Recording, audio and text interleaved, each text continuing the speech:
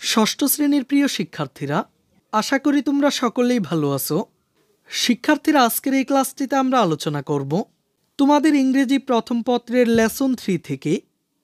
এই লেসন 3 এর শিরোনাম হলো অ্যাট আ রেলওয়ে স্টেশন, অর্থাৎ রেল স্টেশনে। এখানে এই লেসনটির শুরুতেই অ্যাক্টিভিটি এতে বলা হয়েছে রিড দ্য ফলোয়িং প্যাসেজ, অর্থাৎ নিচের অনুচ্ছেদটি পড়ো। তো শিক্ষার্থীরা, এখানে আমাদেরকে প্রথমে একটি অনুচ্ছেদ দেওয়া হয়েছে, আর শুরুতেই তোমরা এই অনুচ্ছেদটি নিজেরা ভালো করে পড়ে নিবে। আমি শুধুমাত্র তোমাদেরকে এই অনুচ্ছেদটি থেকে যে কাজগুলো দেওয়া হয়েছে এই কাজগুলোর সমাধান দেখিয়ে দিব। প্রথমেই চলো আমরা অ্যাক্টিভিটি A1 এর ডাইরেকশন বা নির্দেশনাটি দেখে নিই।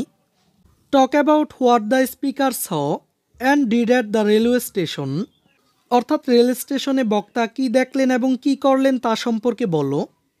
ইউজ ইউর ওন ওয়ার্ডস, অর্থাৎ তোমার নিজের ভাষা ব্যবহার করো। এর মানে হচ্ছে উপরের টেক্সটে বক্তা যা দেখলেন এবং করলেন তা আমাদেরকে নিজের ভাষায় লিখে বর্ণনা করতে হবে। তো শিক্ষার্থীরা, চলো আমি তোমাদেরকে এই কাজটির একটি নমুনা সমাধান দেখিয়ে দিচ্ছি। রেল স্টেশনে বক্তা যা দেখলেন এবং করলেন, আমি এখানে তোমাদেরকে তা সম্পর্কে দেখানোর চেষ্টা করেছি।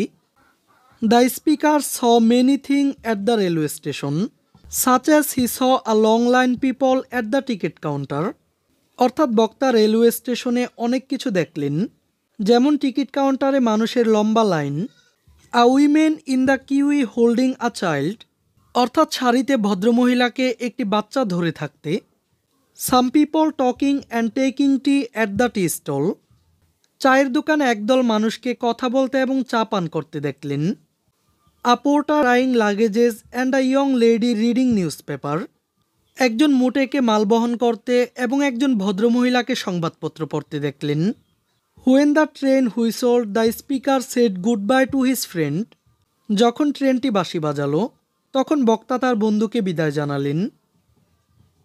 শিক্ষার্থীরা, এবার চলো আমরা পরবর্তী অ্যাক্টিভিটি A2 এর ডাইরেকশন বা নির্দেশনাটি দেখে নিই।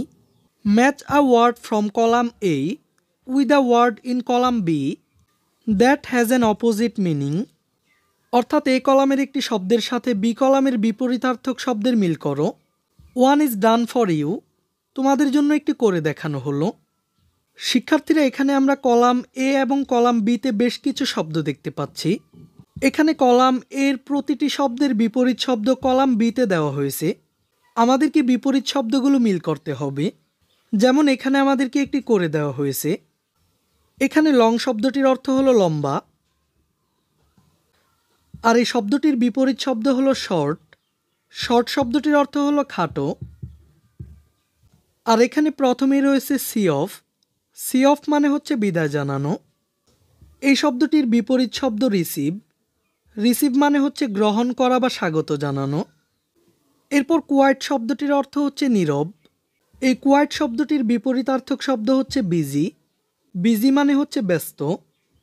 এরপর হেভি শব্দটির অর্থ হচ্ছে ভারী। এই শব্দটির বিপরীতার্থক শব্দ হচ্ছে লাইট। লাইট মানে হচ্ছে পাতলা।